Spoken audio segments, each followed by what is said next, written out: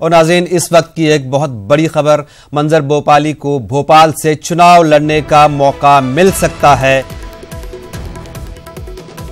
BJP Urdu शायर को दे सकती है टिकट। दिग्विजय सिंह के खिलाफ बीजेपी के हो सकते हैं उम्मीदवार और सियासी हलकों में इस खबर से हलचल मची है। मंजर भोपाली को भोपाल से चुनाव लड़ने का मौका मिल सकता है और उनको बीजेपी भोपाल से टिकट दे सकती है। दिग्विजय सिंह के खिलाफ बीजेपी के हो सकते हैं उम्मीदवार मंजर भोपाली और सियासी हलकों में इस खबर से हलचल मची है। उर्दू शायर मंजर भोपाली को भोपाल से बीजेपी चुनाव लड़ने का मौका दे सकती है। दिग्विजय सिंह के खिलाफ वो चुनाव लड़ सकते हैं, जिस वजह से सियासी हलकों में बहुत हलचल मची है।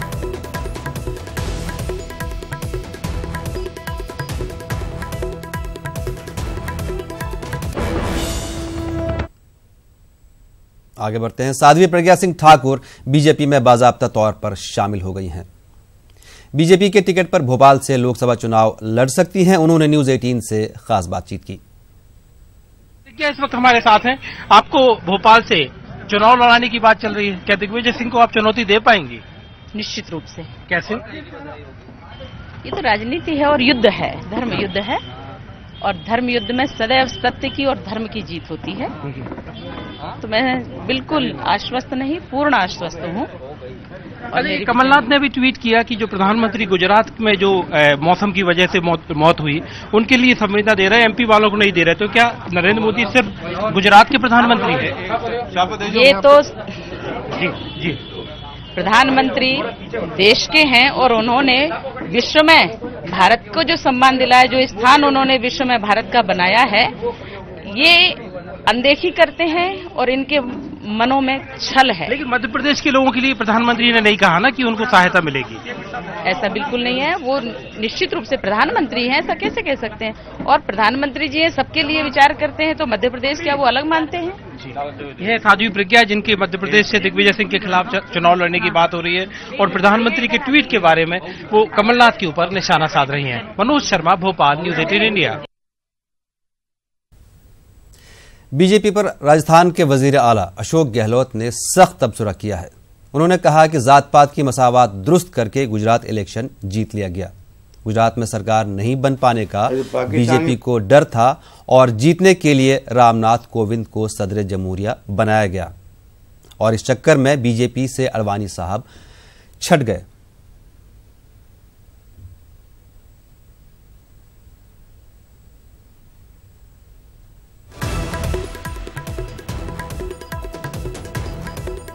बीजेपी पर राजस्थान के वजीर आला अशोक गहलोत ने सख्त तबसरा किया है। उन्होंने कहा है कि जात पात की मसावत दुरुस्त करके गुजरात इलेक्शन जीत लिया गया। गुजरात में सरकार नहीं बन पाने का बीजेपी को डर था और जीतने के लिए रामनाथ कोविंद को सदर जमहूरिया बनाया गया, जिस वजह से और इस चक्कर में बीजेपी से अडवाणी साहब छट गए।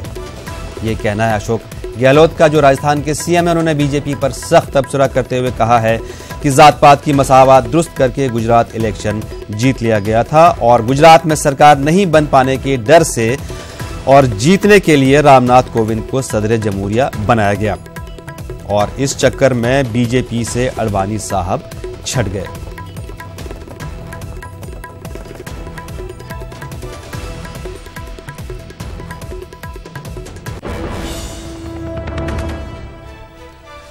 नाज़रीन, आपको एक बार फिर से बता दें कि उर्दू शायर मंजर भोपाली को भोपाल से चुनाव लड़ने का मौका मिल सकता है और बीजेपी उनको भोपाल से दिग्विजय सिंह के खिलाफ टिकट दे सकती है। इस वजह से सियासी हलकों में काफी हलचल मची है।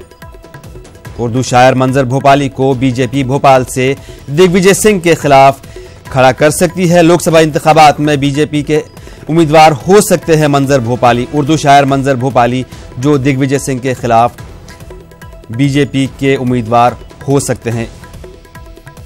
मजीद जानकारी फराहम करेंगे हमारे नुमाइंदे मेहताब आलम से, जो इस वक्त भोपाल से फोन लाइन पर हमारे साथ जुड़े हैं। मेहताब, इस वक्त सियासी हलकों में काफी हलचल मची है। मंजर भोपाली को बीजेपी टिकट दे सकता है, क्या कहेंगे इसके बारे में?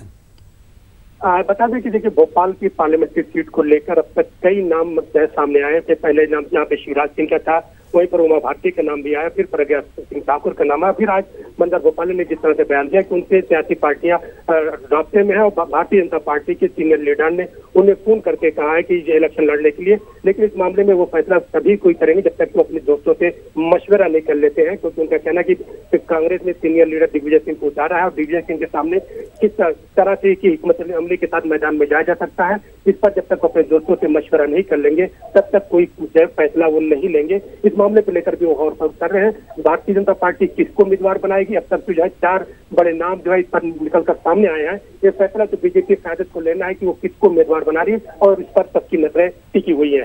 लेकिन मेहताब, क्या वजह है बीजेपी के तजब्जुब की? क्या वजह है? कभी शिवराज सिंह चौहान, कभी साध्वी प्रज्ञा सिंह और कभी कोई और, आखिर दिग्विजय सिंह के खिलाफ क्या उनको कोई मुस्बत या मजबूत कैंडिडेट नहीं मिल रहा है?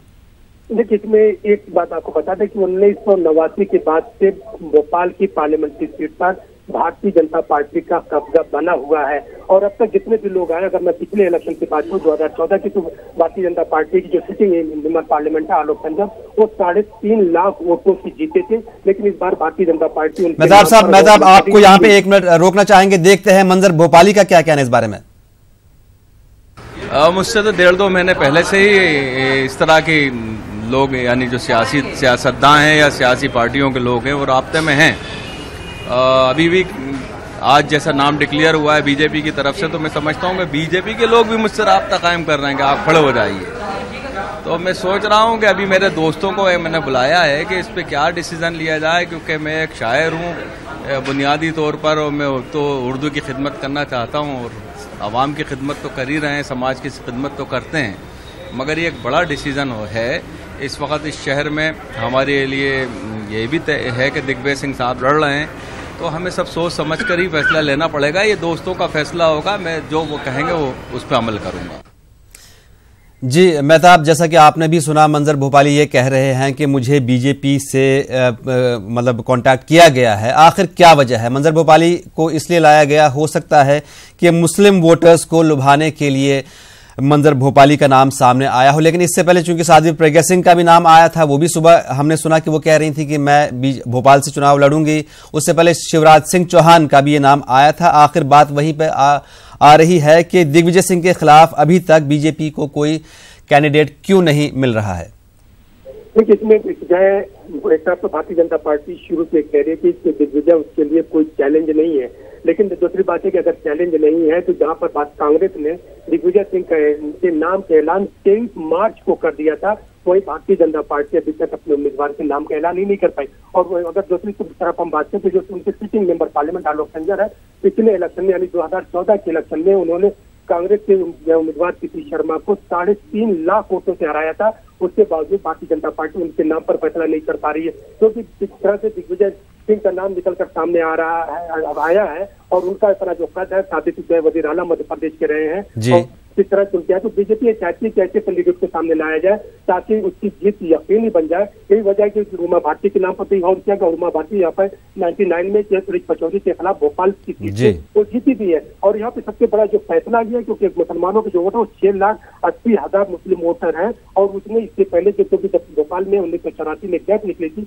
जो मुसलमानों की भी नाराजगी और फिर गैस विक्टिम्स की जो नाराजगी थी, उन्होंने भारतीय जनता पार्टी को कामयाब किया। लेकिन एक तरफ जो भारतीय जनता पार्टी के 30 साल का मामला है, फिर सूबाई हुकूमत के 15 साल का मामला, उन तमाम चीजों को देखते हुए इस बार का पार्लियामेंट इलेक्शन तय करेगा। यही वजह है कि भारतीय जनता पार्टी बड़ा फूक फूक के कदम रख रही है और अलग अलग नामों पर गौर कर रही है। और तमाम भोपाल के मुस्लिम हल्के में इस बारे में क्या हलचल है? देखिए, मुस्लिम जो है, जिस तरह से अभी हमारी अजीज कुरैशी से बात हुई या असलम शेर खान या दूसरे लोगों से जो बात हुई, वो लोग इस बात से कांग्रेस क़यादत से नाराज है कि पिछले पार्लियामेंट्री इलेक्शन में भी दिल्ली से लेकर नागपुर तक कांग्रेस ने किसी मुस्लिम को उम्मीदवार नहीं बनाया था, और इस बार भी कांग्रेस ने किसी को नहीं बनाया है। और अगर हम राज्यसभा की बात करें तो पिछले 20 सालों से सेंट्रल इंडिया जिसे कहा जाता है, कांग्रेस ने किसी मुस्लिम को राज्यसभा में भी नहीं भेजा है। तो मुसलमानों की एक तरह से नाराजगी, अगर मंजर भोपाली को भारतीय जनता पार्टी अपना उम्मीदवार बनाती है तो कहीं न कहीं मुसलमानों की इस नाराजगी का भारतीय जनता पार्टी को फायदा मिल सकता है। क्योंकि क्या अगर पिछले 5 सालों की हम बात करते हैं तो बीजेपी ने जो मुस्लिम को राज्यसभा में भेजा MJ अख्तर को, और फिर इसके साथ साथ जो है नजमा हेपतुल्ला को भेजा। वैसे कांग्रेस जो मुस्लिम कायदत की बात करती है, मुस्लिम सियासत की बात करती है, उसने जो है पिछले 20 सालों में किसी मुसलमान को नुमाइंदगी ही नहीं दी है। यही वजह से मैं देख रहे हैं कि भारतीय जनता पार्टी जिस तरह से मंजर भोपाली का नाम सामने निकल कर आया है, उस पर एक कार्ड कहीं ना कहीं खेलने की कोशिश कर रही है। मतलब अगर बात करें भोपाल की, तो भोपाल के मुसलमानों की नजर में इस वक्त कौन सा ऐसा कैंडिडेट है जिसको कांग्रेस को टिकट देना चाहिए? देखिए, इसमें बहुत सारे जो है नासिर इस्लाम की हम बात कर सकते हैं, और फिर जो है आरिफ अकील खुद जो है 6 बार के जो है यहाँ पे मिले रहे हैं मेंबर, तो जो है वो खुद चाहते थे कि जो है उनके नाम जिस तरह से उभर कर आए कि जो है उनको पार्लियामेंट के इलेक्शन दिया जाए। और फिर जब यहाँ पर भारतीय जनता पार्टी की सारी लहर थी, सिर्फ जो है आरिफ अकील ही इकलौते MLA यहाँ पे थे जो पिछले 6 बार से लगातार जीत कर आ रहे हैं, और मुस्लिम चाहते थे कि आरिफ अकील को जो है दिल्ली की तरफ भेजा जाए, तो यहाँ पे जितने लोगों को मौका दिया जाए, लेकिन कांग्रेस कायदत ने इस पर गौर नहीं किया। यही असलम शेर खान के नामों की बात करें या दूसरे लीडरों की बात करें, यहाँ पे जो लोग हैं उस पर कांग्रेस कायदत ने कहीं कोई गौर नहीं किया। जिस तरह से मैंने बताया कि आपको दिल्ली से लेकर नागपुर तक ये 1500 किलोमीटर का जो रास्ता है, सेंट्रल इंडिया जिसे हम कहते हैं, यहाँ पर पिछले 20 साल से किसी मुसलमान का राज्यसभा में न पहुंचना, और फिर किसी 2014 के इलेक्शन में किसी टिकट न देना, 2019 के इलेक्शन में टिकट न देना, ये जाहिर करता है कि मुस्लिम लीडरशिप, मुस्लिम क़यादत और मुस्लिम समाज कहीं न कहीं कांग्रेस से नाराज है। और जिस तरह से मंजर भोपाली के नाम निकलकर सामने आया है, बीजेपी कहीं न कहीं मुस्लिम कार्ड को खेलने की कोशिश कर रही है। जी मेहताब, कुल मिला के ये देखा जा सकता है कि भोपाल के मुसलमान जो हैं कांग्रेस से भी नाराज हैं, और शायद बीजेपी ने इसका फायदा उठाते हुए एक नामवर चेहरा सामने लाया है। बहुत शुक्रिया जानकारी के लिए, आपसे मजीद जानकारी लेते